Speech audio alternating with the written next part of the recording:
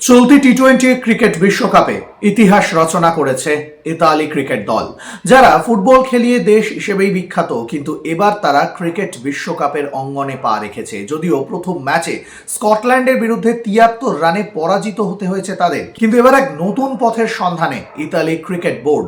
BCCI অর্থাৎ ভারতীয় cricket বোর্ডের সঙ্গে গাঁটছড়া বাঁধতে চলেছে ইতালি ক্রিকেট বোর্ড। তাদের লক্ষ্য একটাই, ইতালির ক্রিকেটকে আরও উন্নততর পথে নিয়ে আসা।